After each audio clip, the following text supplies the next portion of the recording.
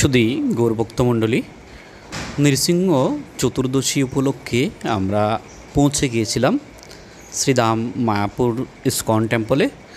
সেখানে আমরা নৃসিংহ চতুর্দশী উপলক্ষে অভিষেক অনুষ্ঠানে অংশগ্রহণ করেছিলাম। তার কিছুটা অংশ আপনাদের সাথে শেয়ার করার চেষ্টা করব। সারাদিন উপবাস থাকার পর বিকাল 5টা থেকেই এই অভিষেক অনুষ্ঠান শুরু হয় শ্রীধাম মায়াপুরে। সেই সাথে অভিষেকের পরপরই সুলভ প্রসাদালয়ে সম্পূর্ণ ফ্রিতে অনুকল্প প্রসাদ ডিস্ট্রিবিউশন করা হয়।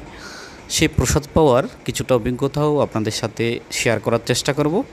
সেই সাথে অপরূপ সাজে সেজে উঠেছে ইস্কন মায়াপুর। আপনারা দেখতে পাচ্ছেন নৃসিংহদেবকে বরণ করে নেওয়ার জন্য কী সুন্দর আয়োজন ইস্কন মায়াপুরের পক্ষ থেকে।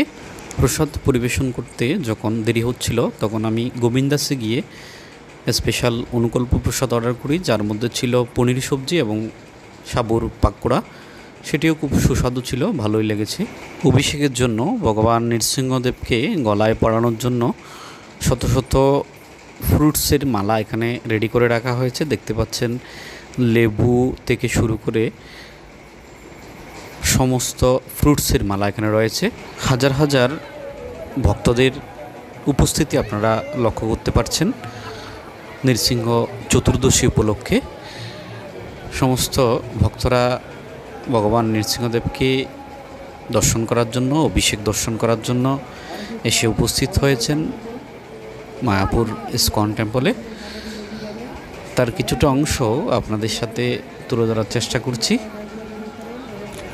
বাইরে রাধামাধব মন্দিরের সামনে প্রতিদিন বিদেশি ভক্তদের পক্ষ থেকে নাম সংকীর্তনের আয়োজন করা হয়।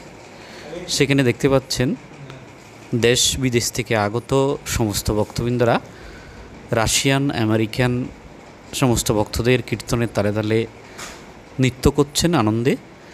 সেই আনন্দের কিছুটা মুহূর্ত আপনাদের সাথে শেয়ার করব। দেখতে পাচ্ছেন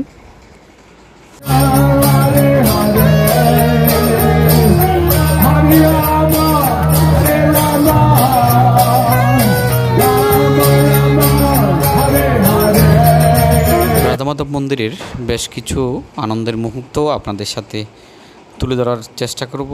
দেশ বিদেশ থেকে আগত শত শত ভক্তবৃন্দরা কীর্তনের তালে তালে সুর মিলাচ্ছেন। দেখতে পাচ্ছেন সেই আনন্দের মুহূর্তগুলো।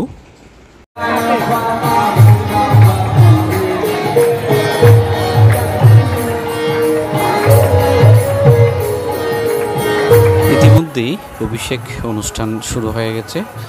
সেই অভিষেক অনুষ্ঠান আপনাদেরকে একটু দর্শন করিয়ে দেব।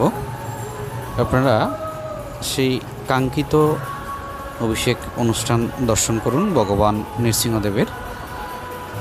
সমস্ত রকমের ফলের জুস এবং মধু, ঘিত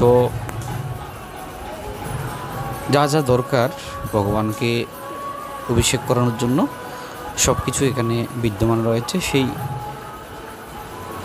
উপাদানগুলো দিয়েই ভগবানকে অভিষেক সম্পন্ন করা হচ্ছে। অভিষেক অনুষ্ঠান শেষ হওয়ার পরপরই আমরা চলে গিয়েছিলাম সুলভ প্রসাদালয়ে।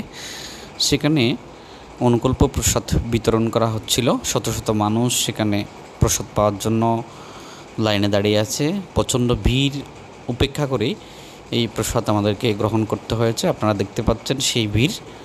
প্রসাদ পাওয়ার অভিজ্ঞতা আপনাদেরকে তুলে ধরব। যদিও বা 3-4 দিন আগে থেকেই অনুকল্প প্রসাদের ফ্রি কুপন ডিস্ট্রিবিউশন করা হয়েছিল।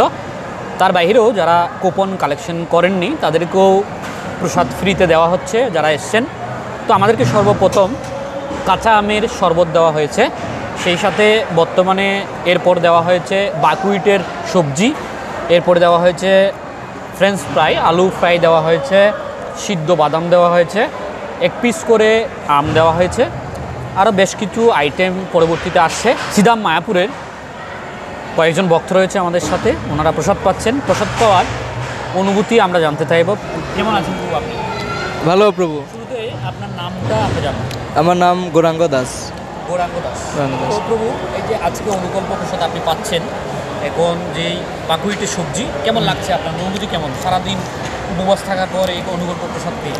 এক তো সুলভ কিচেনের প্রসাদ সব থেকে ভালো হয়, তার উপর নৃসিংহ চতুর্দশী প্রসাদ এত অসাধারণ মহাপ্রসাদ, অতুলনীয়, বলার আর কোনো ভাষা নাই।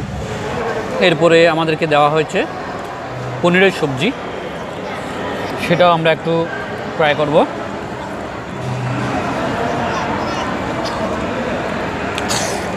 পনিরের সবজিটাও যথেষ্ট সুস্বাদু হয়েছে।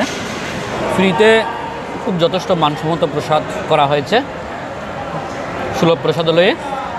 এমন নয় যে ফ্রি করলে মানসম্মত প্রসাদ দেওয়া হবে না, বিষয়টা তেমন নয়, খুব মানসম্মত প্রসাদই দেওয়া হচ্ছে।